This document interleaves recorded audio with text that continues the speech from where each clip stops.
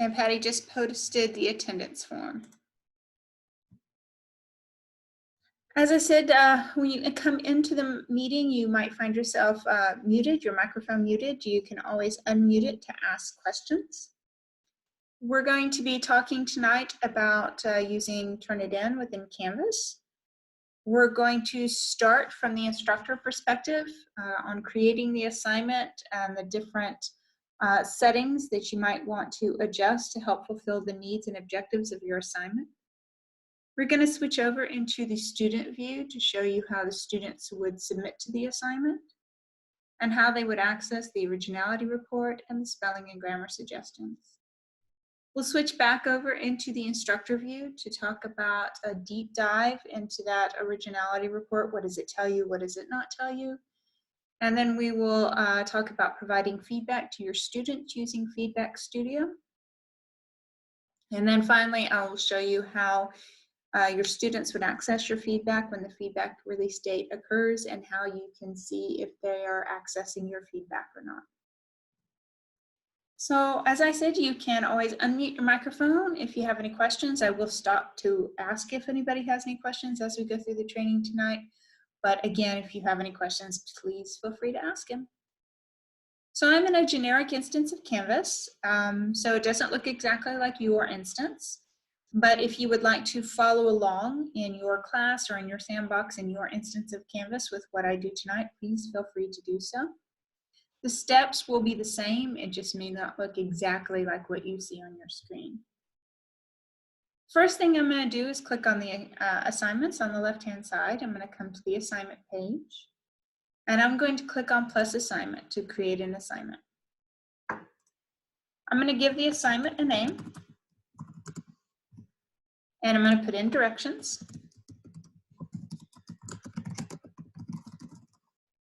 You can, of course, be much more descriptive in your directions than I have provided here. You can put in a point value for the assignment. And if you have groups, you can group the assignment. So if you have assignment groups, you can put that in here. You can choose to display the grade in the Canvas gradebook as points, percentage, complete, incomplete, letter grade, GPA scale, or even not graded. And you can even choose to grade the assignment, but not count the assignment towards the final grade if you'd like. The submission type that you're going to choose from this drop-down is actually going to be external tool. And when you do that, you're going to click on Find, and you're going to choose Turnitin External Tool from the drop-down. Once you click on it, you can click Select, and now that website is listed right here. I have anonymous grading enabled for my test environment here. You don't have it in yours, so we'll just skip over that. Where it says Assign, you can assign this to everyone. You can put in a due date. If you would like, you can also put in an available from date. If you don't want your students to have access to this assignment to a certain date, you can put that in there. If you do fill in an until date, I usually recommend to put in the end of the semester. Once you fill all of this out, you can click Save and Publish. And when you do, you will be brought to this Turnitin dashboard. As you can see, the assignment name came over from Canvas, and here are the assignment directions. Within the Turnitin dashboard itself, the assignment title also comes over. The point value comes over from Canvas. The start date comes over from Canvas, and the due date. The feedback release date is a personal preference for instructors. And that date is the date that you want your summative feedback to be released to your students. Some instructors don't mind that student 1 sees their feedback before student 2, who sees it before student 3. So the students actually see as you're grading. And if that doesn't bother you at all, and that's what you prefer, you can set that feedback release date to equal your due date. Other instructors prefer to dot all their I's, cross all their T's, get everything graded, and then release their feedback to the students all at once. And if you think it's going to take you a week To grade the assignments, you can set that feedback release date to be 1 week after the due date. And this is the date that the students will be able to see all of the comments that you make on their paper. If you would like, you can copy the text or the directions here, and you can paste them in here. And that way for your students, they see the directions in 2 places on the same page. Entirely up to you if you would like to do that. And if I click on optional settings, this is where I get into a little bit more information about my assignment, so I can tweak it to fulfill the needs and objectives of your assignment. I think there was a couple of questions. Something about don't think you can minimize the Zoom screen to get to my screen. You have to Alt-Tab that to do that. Okay.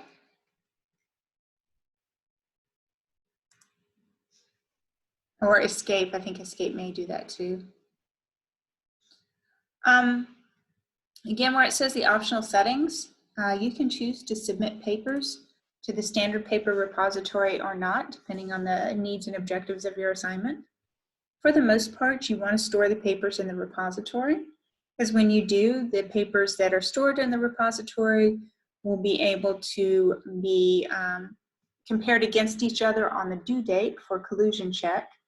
Collusion check means that if student 1 submits an assignment and student 2 submits the same assignment, and you choose to store the papers in the repository, student 2 comes back as a match to student 1.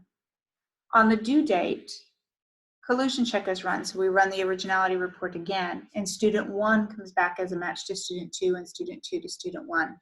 So for the most part, you're going to want to store your papers in the repository to do not only collusion check, but checking your submissions against papers submitted to other classes, papers submitted to other classes in different semesters, papers submitted to other classes in different institutions, etc.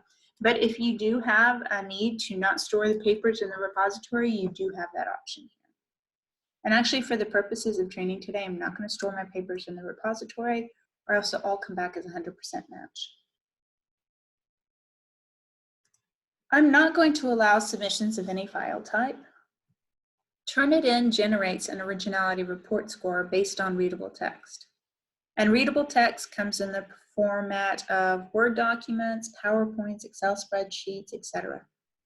Image files, even if it was an image of text, represents non-readable text and will never return an originality report score because there's no text to run a report on. So if you wanted to ensure your students were submitting files that Turnitin can check for similarity, you don't want to allow submissions of any file type. If, however, you need your students to upload an image file, you're not worried about an originality report, and you're only interested in using the feedback tools in Turnitin to provide feedback to your students, then you can choose to allow submissions of any file type at that point. If you want to allow late submissions, you can, but that is allowing late submissions, not allowing late resubmissions. So only those students who have not submitted prior to the due date will be able to submit once and only once after the due date if this is enabled. And again, I'm not worried about anonymous marking because that's on in my account and you don't have it on in yours.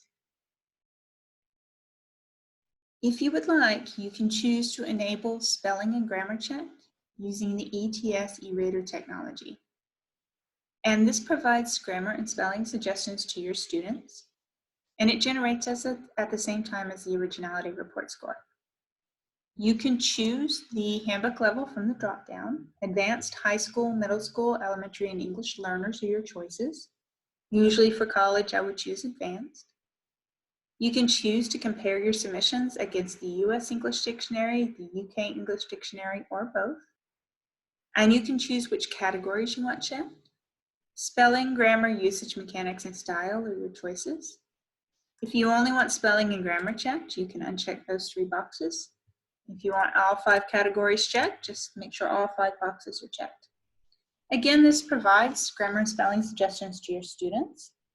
It does not point out to your students things like dangling participles. It will point out to your students if sentences are run-on, if something is misspelled, if they don't have capitalization, if they're missing a period, missing a question mark, etc. Are there any questions on this part before I go on to talking about rubrics? I'm checking chat.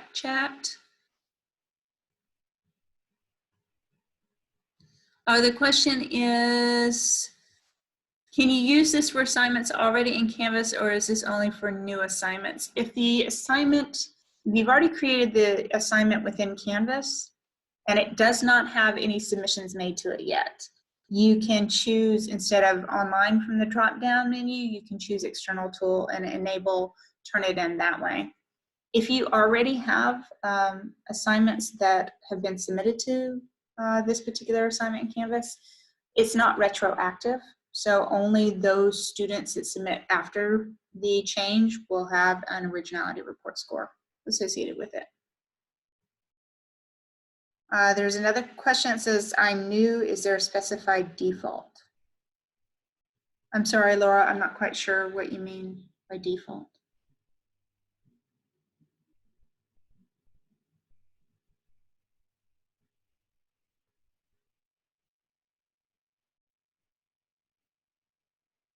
Yes, you choose your own settings for whatever works best for your assignment. The question, there was another question, can students get the grammar report before they submit their assignment? You have to submit to the assignment in order to get either the originality report or the spelling and grammar suggestions. Oops, going fast. And yes, there's an attendance link, and Patty just posted that again. If you choose to use a rubric to grade with, you can always attach a rubric to this assignment. You have a list of Turnitin rubrics that you already have access to. If you create a rubric, it'll show up underneath here. If you've never created a rubric before, you can click on Launch Rubric Manager and make that big screen. And from the 3 horizontal lines, you can choose to create a new rubric. There's 3 different rubric types. The standard rubric is a %sign, pencil and paper is the points-based rubric, and a 0 is a qualitative rubric. Qualitative rubric means that you are just using the rubric to provide feedback. You're manually assigning the students a point value. Custom-based rubric is you fill out the point value for each of these squares, you fill out the rubric, and that's the grade the student makes for the assignment. But if you're using the same rubric to grade multiple assignments of different point values, for example, I'm using this rubric to grade a 10-point assignment, a 100-point assignment, and a 50-point assignment, you might want to use our standard rubric. A standard rubric automatically calculates to the point value of the assignment for you. Whatever criterion you are going to grade your students on, you can give it a name. Maybe grammar, maybe citations, maybe your argument. But you can also put a description underneath all of these. So when you say grammar, what is it you're looking for? When you say citations, what's the format? When you say evidence, is there a particular or a certain number of citations you want them to use and citation types that you want them to use? You can also put in a description for what you're expecting from the argument. If you want to add another criterion, you can click that plus sign. It adds another one. If you added one too many, you can click the trash can and delete it. Where it says 0%, 0%, 0%, if you have 4 criterion, you want them all the way the same, then you fill out 25, 25, 25, and 25. Or you can differentiate that and have them all count different weights. So maybe citations is going to be 15%, maybe evidence is 15%, maybe argument is 30%, and grammar is 5%. And students are able to see this rubric before they submit to the assignment, so they know what you are expecting from them for the assignment. Across the top where it says scale 1, scale 2, scale 3, you can put in whatever your category is. If you use the words advanced, you can call it advanced, proficient, average, oh, can't spell tonight, so sorry. If you need to add another, you can click on that plus, and maybe this is, I don't know, needs improvement. Turnitin just asks that you rank them. So if there are 4 categories, what's the highest is rank 4, 3, 2, and 1. And you can also put a description in each of these squares so students know if they got a needs improvement in grammar, what do they have to do in order to get an advanced. If they got an average in evidence, what is it they need to do to get to proficient, etc. I had a question. Will the rubric save and carry over to the next semester, or will we need to recreate it each term? Actually, once you name it and save it, Turnitin rubrics follow you from semester to semester, course to course, and assignment to assignment. So you only have to create them once. In addition, you can export your rubric, email it to a colleague, they can import it, and it follows them from semester to semester, course to course, and assignment to assignment. Are there any questions on rubrics before we go on?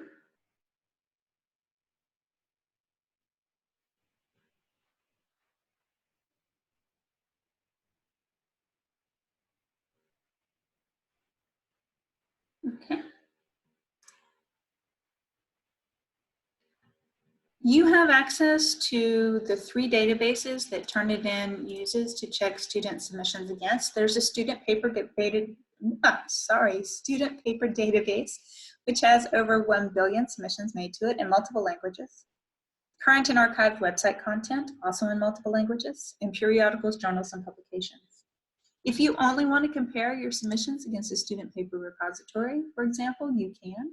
But if you want to make sure your originality report is the most complete and up to date it can be, you're going to want to click on all 3 of those boxes. You can choose when you want to generate the similarity report and if you want to allow resubmissions. You can choose, for example, to generate the reports immediately and students cannot resubmit, so it's a one and done.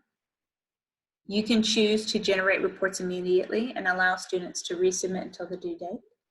And you can choose to generate the reports on the due date. So at that point, students can resubmit all that they want to, but they can't see the report until the due date. This speaks to how do you want to use Turnitin's originality report and spelling and grammar suggestions. Do you want to use them as formative or summative feedback? So the first option, to generate the reports immediately, students cannot resubmit. And the third option, to generate the reports on the due date, effectively make the originality report and the spelling and grammar suggestions summative feedback.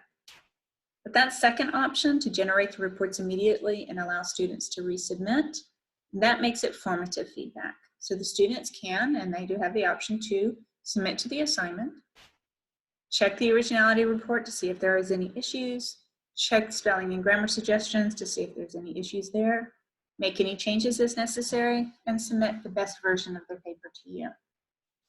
But the only way that they can do that is if you click on Allow Students to View the Similarity Reports. And believe it or not, by default, that's unclicked.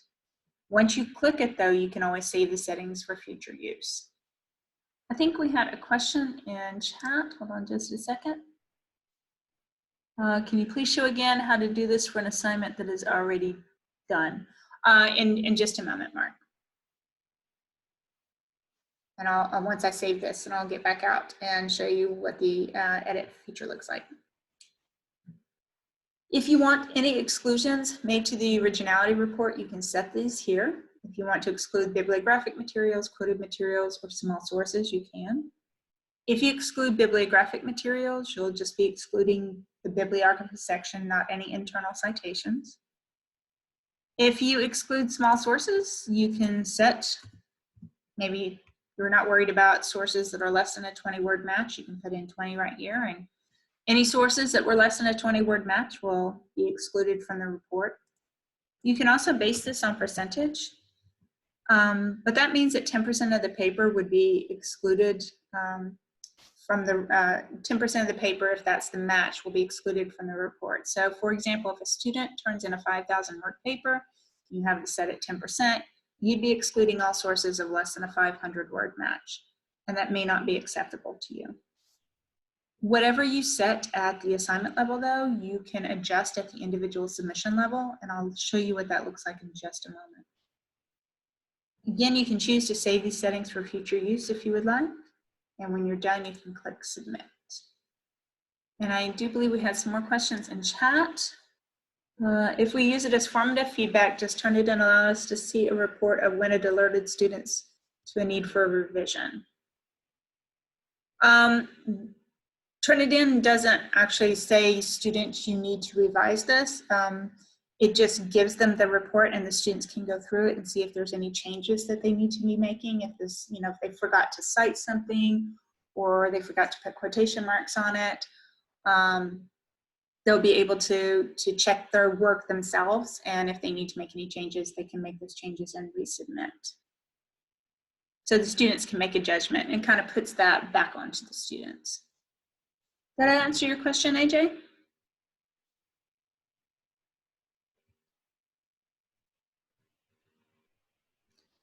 If a student resubmits, the original report is overwritten, so you see the best version of that student's paper.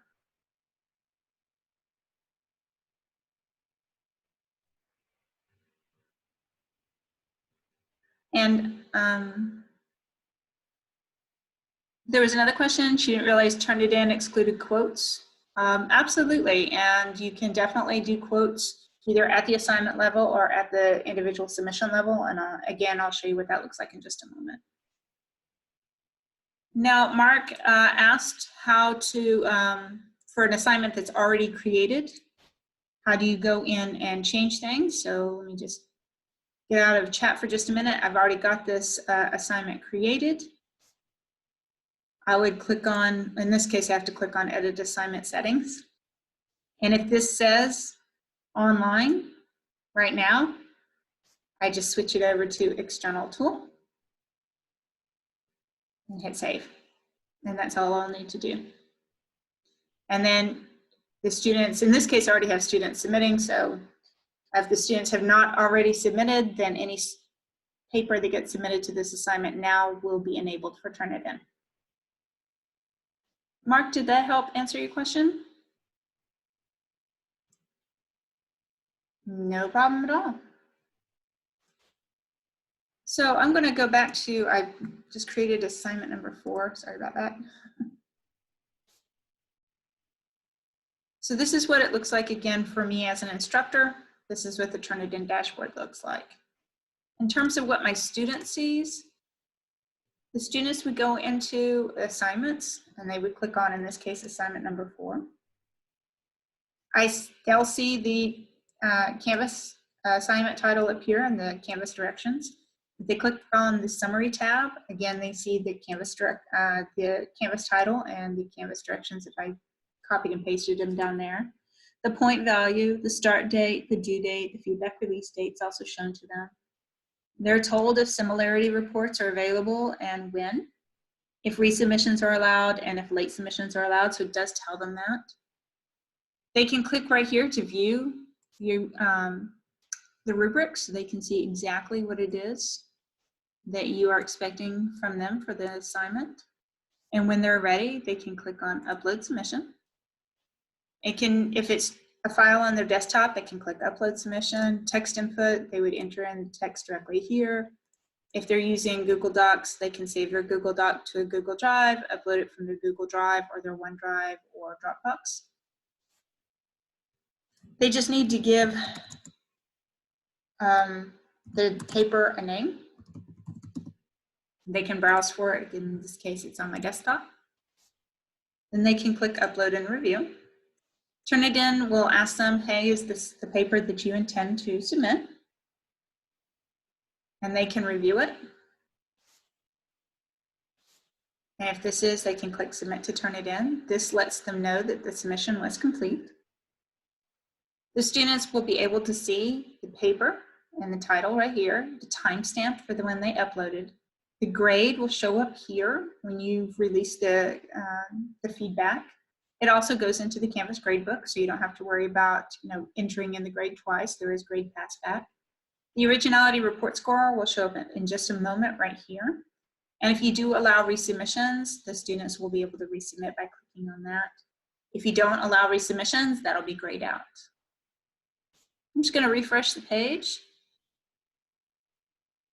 And there is the originality report score for my student. I think there was a question in chat. Are students taught what this is and how to read it before they take a course? Or are we as instructors responsible for teaching students how this works?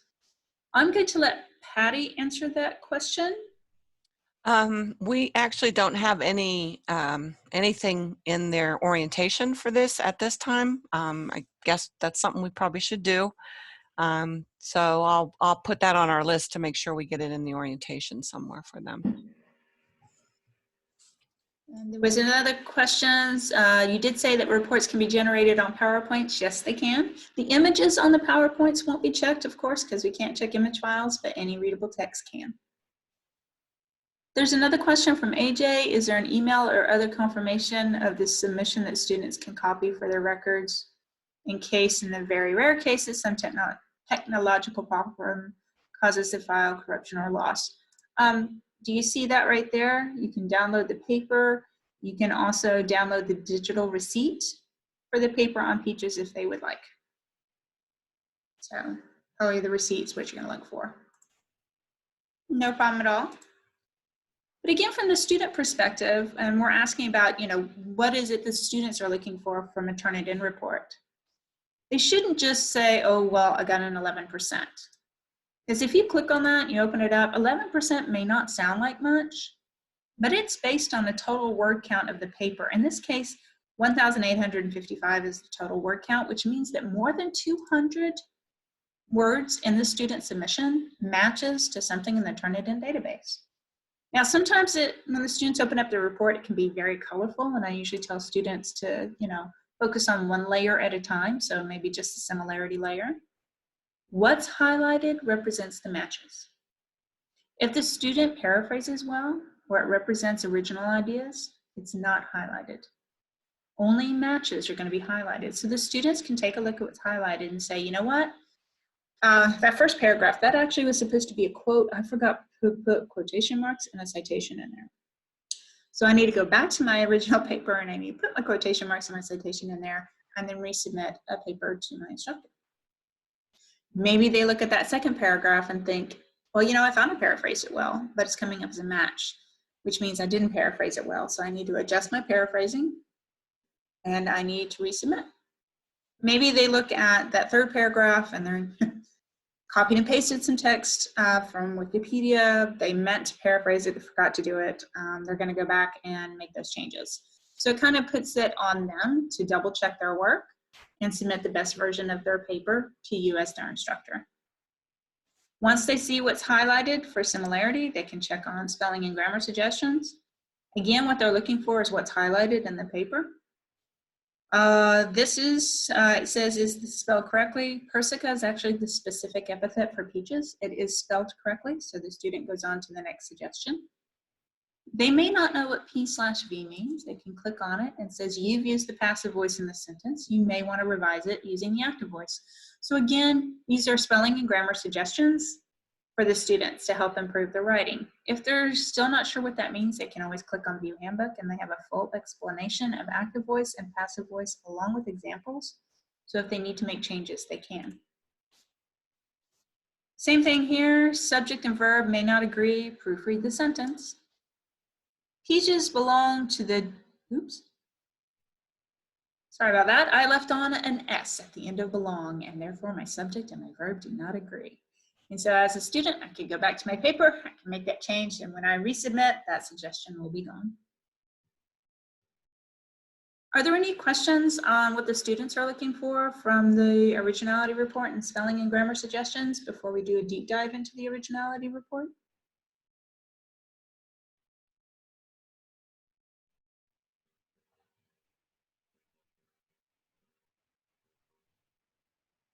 Okay. I'm going to switch back into my instructor mode, and I'm actually going to go to assignment number 3. I created that earlier so that I had a list of assignments made. So if I click on assignment number 3, this is actually what it shows up for the instructor. They see in their first column the author's name, And I'm sorry that my paper title is not showing up correctly on my computer. I'm actually on my laptop, not my big screen, because I'm at a conference. But there will be a paper title that's right there that you'll be able to see.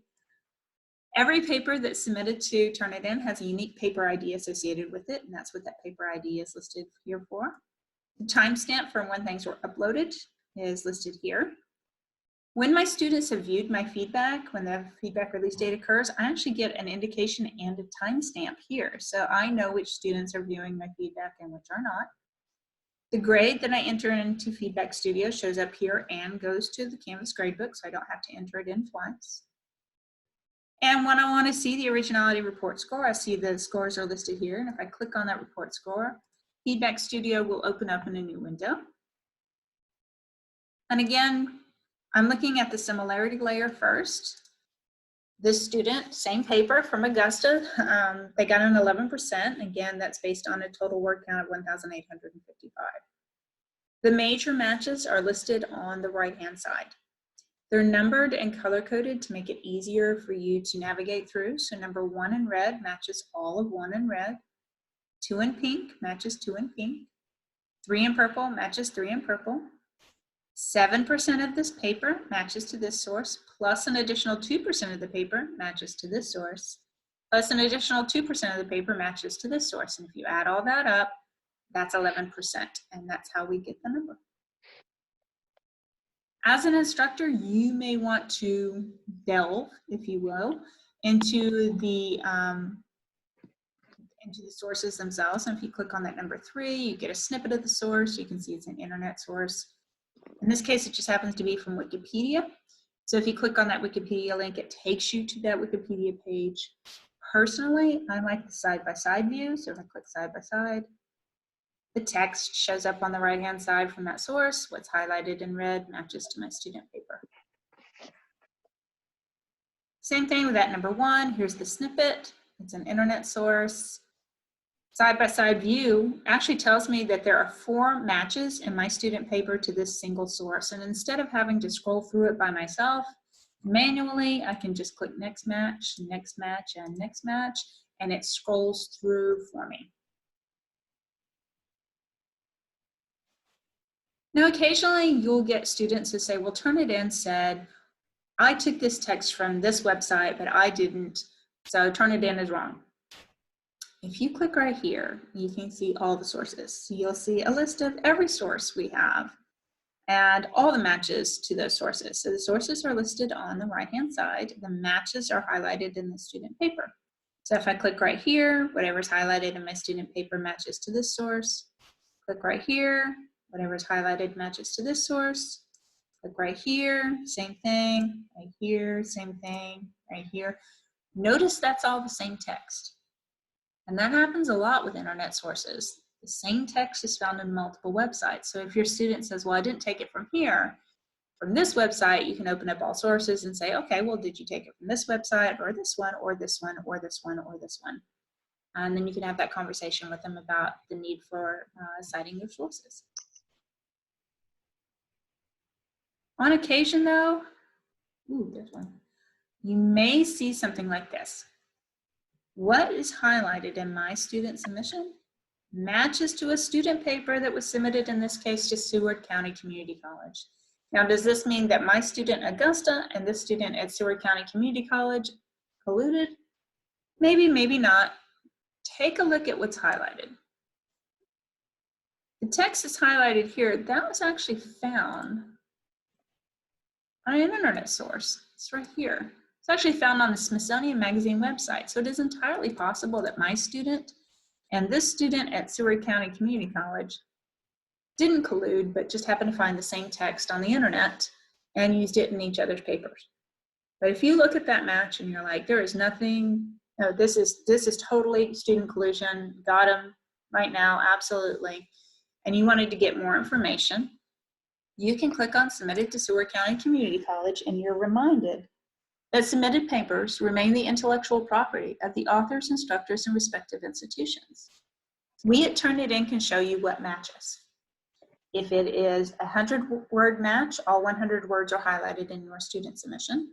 It's a 500-word match. All 500 words are highlighted in your student submission. It's 1,000 words. All 1,000 words are highlighted in your student submission.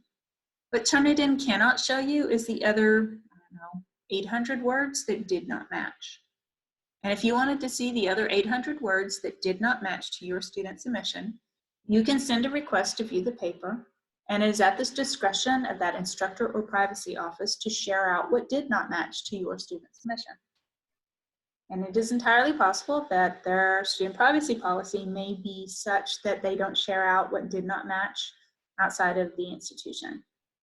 And if that's the case, just know that 100-word match, 500-word match, 1,000-word match, 2,000-word match, the entirety of the match will be highlighted in your student submission. Turnitin just cannot show you the other 800 words that did not match. Are there any questions on that before we go on?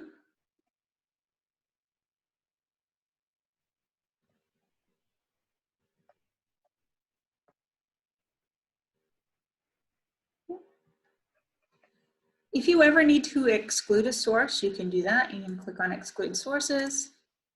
You'll get a box in front of each of these sources. You can exclude as many or as few as you would like. You just click on the box. When you decided that those are all the ones that you want to exclude, you can click on Exclude, and the originality report score will recalculate based on those exclusions. And if you forget what it is that you excluded, you can click right here and see a list. If you excluded something you didn't mean to, you can click on the square and restore it, or restore all. And the originality report score will recalculate based on the restoration of those exclusions.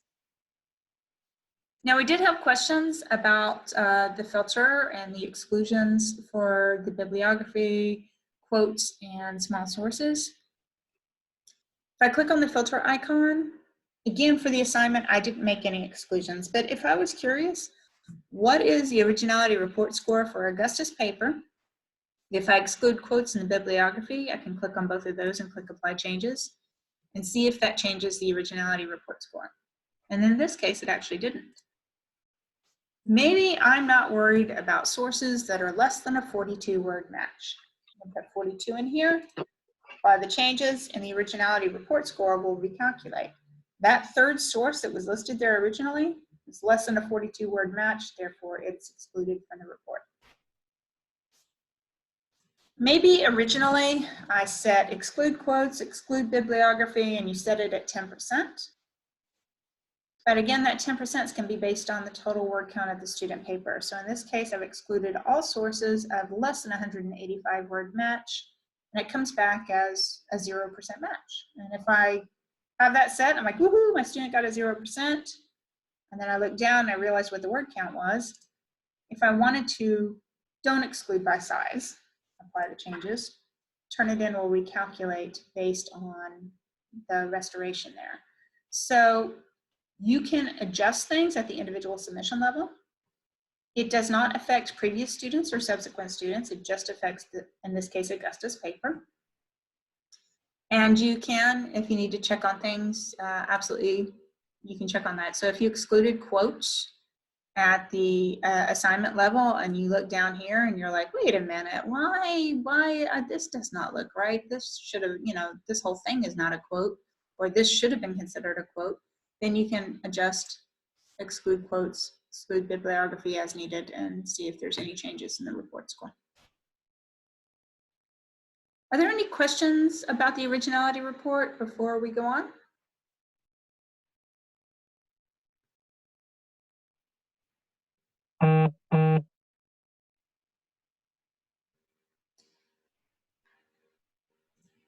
I'm going to click on the layers icon and unclick the similarity layer and focus on spelling and grammar. Just to let you know, you see the same thing that the student sees. Sorry, it's just taking a moment for it to load up. You see the same thing student sees. I like to click right here. That's the summary button, and I get a running tally of all the suggestions made for my students. So there were 5 grammar suggestions made. Here are the categories checked. 4 mechanics suggestions, here are the categories checked. 8 style suggestions, here are the categories. 21 usage suggestions, 24 spelling suggestions. So I like to see it at a glance. It just kind of lets me know what's going on. If I want to make a comment on anything, I can. For example, if I wanted my students to write things in the active voice, and there are 8 instances here where they wrote it in the passive voice, they may want to click on that and add a comment. Oops. And then my students will get that comment. They've got an indication that I made a comment there. Again, it does not show dangling participles. It shows things like subject, verb, agreement, missing punctuation, missing apostrophe, forgot to capitalize your sentences. There's a duplication of the same word in the same sentence. That shows up here. So again, just spelling and grammar suggestions for the students. Are there any questions on that before we go into feedback?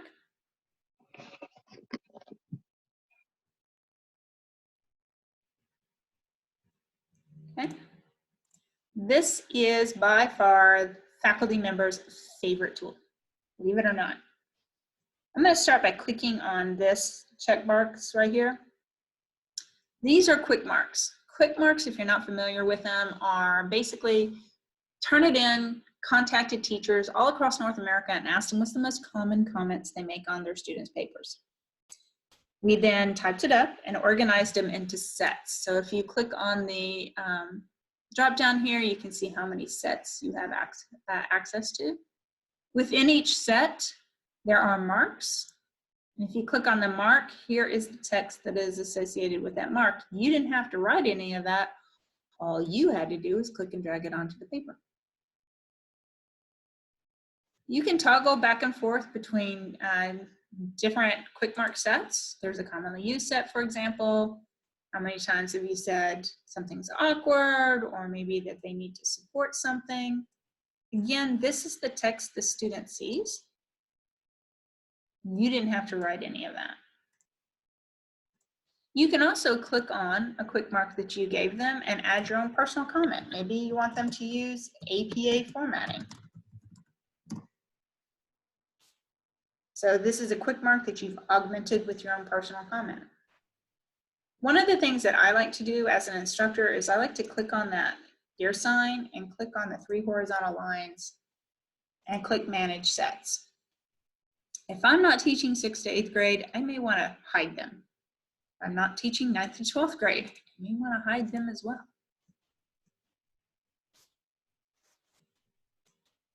Let's see, academic integrity set is really nice. There's a commonly used. Maybe, oh, I'm not teaching international baccalaureate, so I may want to hide that. But I can choose, these are all the quick mark sets you have access to. And you can hide them or expose them as needed.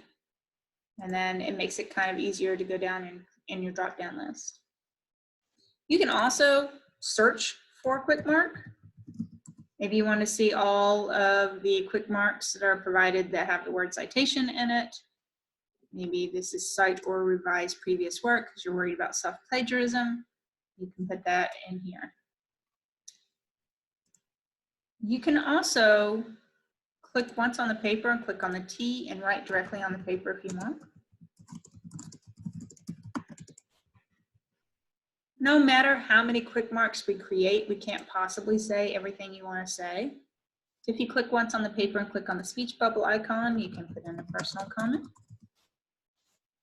You can also highlight a sentence or a phrase and associate a quick mark or a personal comment with that.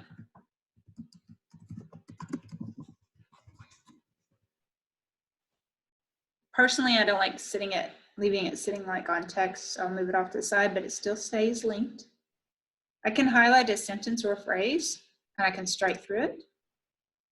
I can highlight a sentence or phrase and associate a quick mark or a personal comment with it, and I can actually put in a web link. So in this case, I want them to update their statistics, and I want them to use this website. Oops. This is where they're supposed to get their statistics from for the assignment. I'm going to be nice enough to put a link right there in the quick mark so you can go directly to it. Thank you.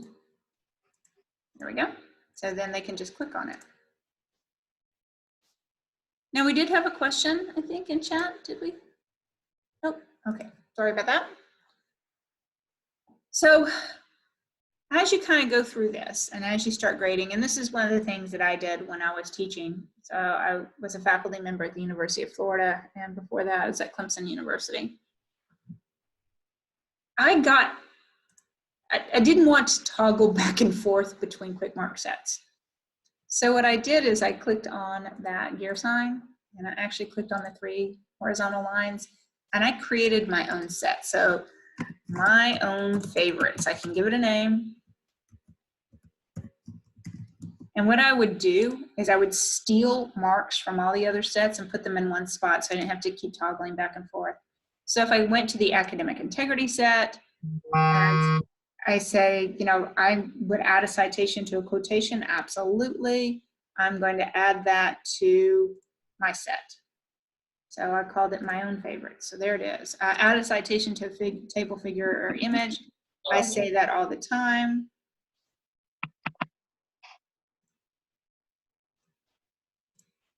Sorry about that.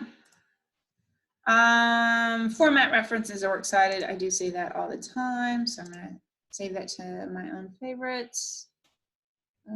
I don't really use the rest of these that often, so I can toggle to the next one. Awkward, I do say that a lot. Support, oh my gosh, yes. Vague, yes. Not really any of the others. But I keep going through here. Maybe there's a source credibility set, so if you wanted to talk to your students about you know, choosing a more recent source, maybe you say that a lot. And then when I go over here to the drop down, here is my own favorites. This is my quick mark set that I just created and stole marks from all the other sets and put it in there. So I don't have to keep toggling back and forth. Cut down my grading time by a whole lot. And if I also find that I'm writing the same thing over and over again, I can click on that personal comment and I can convert it to a quick mark, save it to whatever set I want it to. I just give it a name.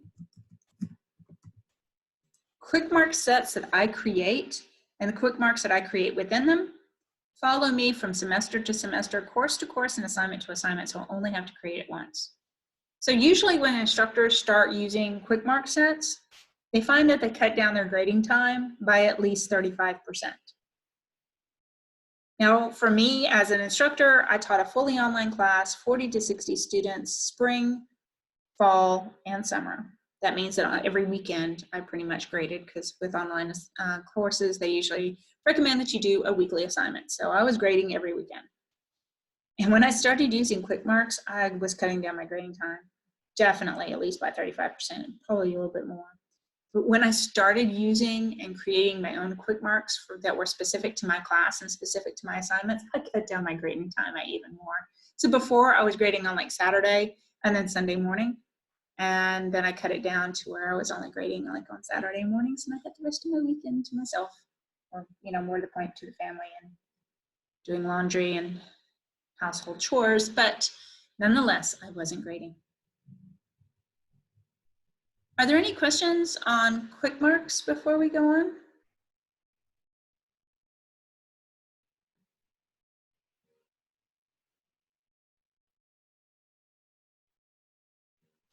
Once you kind of mark up the paper and you can annotate things pretty well, you can click right here. There's a feedback summary tab. You can leave a voice comment telling your students your overall thoughts on that paper. You can also put your general comments here. Again, those are general thoughts. And if you don't have a rubric, you can just put in the grade and then go to the next student. Or you can drop down to a student. But if you do have a rubric, you can click on the rubric icon. If you wanted to, you can start grading this way. Personally, I like to see it on the big screen, see it in full size, so I like to click on full size right here. And I can see what it was that I said I was going to grade them on. But if you're anything like me, you might be like, what did I say about the intro again? What did I say about the second paragraph, so I can fill this out? I can associate my feedback and align it with my rubric if I wanted to.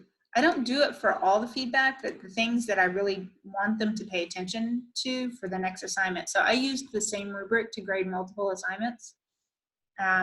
So what I said here, hey, make sure you cite or revise previous work, they need to make sure they checked on it for their next assignment. Maybe this is associated with intro, this also with the intro, maybe that associated with the third paragraph, etc. Now when I look at my rubric, I can see those comments that are the ones that I really want my students to pay attention to, and I can fill out the rubric accordingly. And my students get the same view of this rubric, which means they understand what they need to work on for their next paper. Once I click apply to grade, the student made a 2.6 out of 3, which calculates to an 87 out of 100 for a 100-point assignment. And this grade goes to the Canvas gradebook. I think we have some questions. Can you import the rubrics you already have created in Canvas? Actually, no. Canvas rubrics export at a different file type than Turnitin. It's kind of an odd thing. But what I usually did is, because I just first created it in Canvas, my rubrics in Canvas, I opened up a blank Turnitin rubric and I opened up my Canvas rubric and I copied and pasted the text. And that way I created a Turnitin rubric that was based on a previous Canvas rubric, and then I just graded with the Turnitin rubric. So I guess that was the second question from Christine. Are there rubrics created for the courses in Canvas? There's Turnitin rubrics that are, you definitely have access to those Turnitin rubrics when we did the assignment creation. And of course you have at that point the ability to create a Turnitin rubric in order to use it to grade the assignment. Did I answer your questions, Christine and Mark?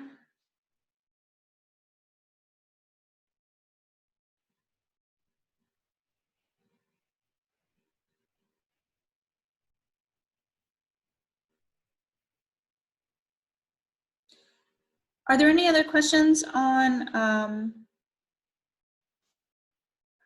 you know, I got to tell you, there was a question from Mark. I did prefer the Turnitin rubrics, if only for the fact that I could align my feedback with them,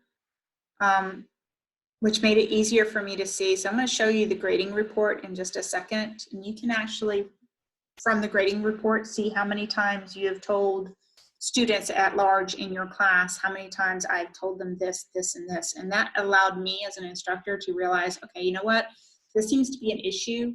I'm going to come back to it in my next lecture and kind of touch base on it to make sure everybody's on the same page, because it seems like they're all making the same mistake. Or if it's just this one student that seems to be making the same mistake over and over, I'd reach out to that student and get that. But I liked having the online grading report to be able to do that.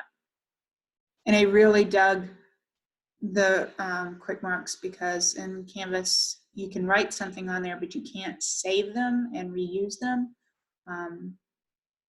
in other classes, and it doesn't follow you from semester to semester, course to course, and assignment to assignment. And that was a deal breaker for me.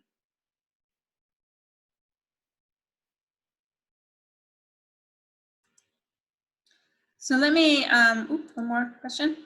What about discussion questions? Because in Canvas, they are technically not an assignment. You are entirely correct, Mark, and we are in contact with Canvas and asking them if we can facilitate a way to incorporate Turnitin into discussion boards, because discussion boards are not assignments, even though you can grade them. And it is on their roadmap. That's the last bit of information I got, and believe it or not, that was given to me on Monday, so I'm very excited about that. Oh, yes, woohoo, I know, that's where you need it. I'm so excited about this, you have no idea. It's gonna be a huge, if I don't mind saying so, it's gonna be a huge announcement when it happens. So we'll keep bugging Canvas, you guys keep bugging Canvas. As soon as they let us in there, we are totally in. So I'm really excited about that. And then we'll try to figure out from there, it'll probably just be the originality report, but we may be able to get spelling and grammar in there too. Not sure, we'll see. But yeah, it's on their roadmap. It's definitely on ours. Been on there for a while. So yay for us. Yay for you. Yay for Canvas. Let me quickly show you. I think we only have a few minutes left. Let me quickly show you what that grading report, online grading report looks like. I'm just going to refresh my page for just a second to kind of show you what the grade that I gave in Feedback Studio, it actually shows up here and goes to the Canvas gradebook. If I quickly switch over here to the student view, and that was assignment number 3, the students can see the grade, and again, it goes into the Canvas gradebook. If they click on that grade, they can see my feedback that I left them. Again, if it's really colorful or a lot of information, I usually tell the students to just focus on one layer at a time. Oh, got to use the active voice. And this is what they see as their feedback. The students also have the ability to see the rubric. If they click right here, they can see the rubric. And they have the same view of the rubric that I do. Oh, come on, my computer's acting up. I apologize. So they can see what it is they need to work on for their next assignment. If I left a voice comment, it'll show up here. General comments show up here. If I switch quickly back over into the instructor view, when my student has viewed my feedback, I get an indication right here and a timestamp. And what I usually did is made deals with my students. If everybody views the feedback for this assignment, I'll give everybody 1 extra credit point. Everybody in the class had to view it. Or sometimes I did follow-up assignments where I said, tell me one thing that I told you in this assignment that you're going to change for the next assignment. Usually I did it for like, if I had a rough draft and then I had a final draft. Before they turn in the final draft, I would, have like a little assignment that says, what did I say about your rough draft that you're really going to focus on and change for your final. Sometimes I would do that too. But the online grading report is actually really cool. So if you click on that, sorry, it's taking just a moment for it to load up. A long moment, apparently. It may be my connection. I'm in a hotel room right now, so I may not have the best connection in the world. Oh, come on, I was just in here, making sure everything worked. I'll tell you what, let me go to my other assignment and put everything in assignment number 1. There it is, yay! So you can see, okay, what are the most common suggestions that eRater has made to my students? So I can click on eRater marks and I can see that there were a whole lot of grammar suggestions made, mechanics, style, usage, those are the categories, and then I can look at the individual. So what grammar suggestions were made for my students? Lots of fragment, lots of subject, verb, agree. Mechanics suggestions, style suggestions, lots of people using passive voice. We need to go back and talk about that. The rubric form, I can see how many people got a perfect score for the intro, the second paragraph, the third paragraph. You can do it either as numeric or qualitative. Somebody, these are those headings, full points, partial points, advanced, average, whatever. It's in here, so I can see what all my students got. And for my quick marks, here is how many, and I used quick mark set called commonly used, punctuation, usage, composition. But out of commonly used, what is the thing that I said most often? What is the thing that I said about punctuation? Looks like I need to update this. But there you go. All of those information, all of that information will be in here. And so again, I can kind of take a look at this and see what's going on. I think we just came up on time. I do want to be respectful of your evenings. But I am happy to answer any questions that you might have. And this is basically how to use Turnitin within Canvas.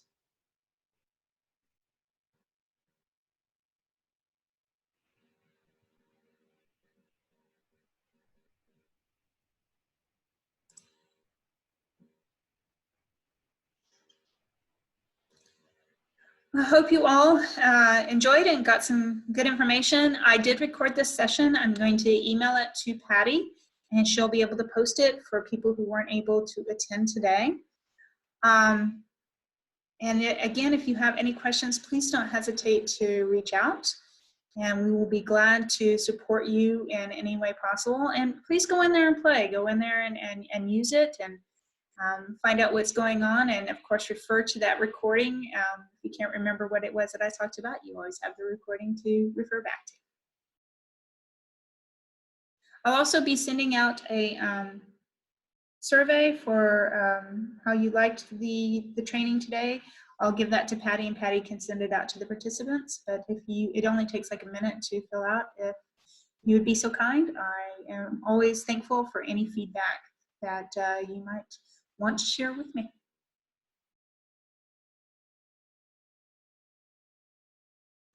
Thanks, Stephanie. Thank you as well, and I will see you in 2 weeks. Right, Patty? Right. Well, it's a Friday. I guess it's 2 weeks in a day, isn't it? Because today's Thursday. Right. On the 13th, I think it is. So, yeah. Friday the 13th. We'll have some fun. Yep. Have a lovely evening. You too. Bye-bye. Goodbye.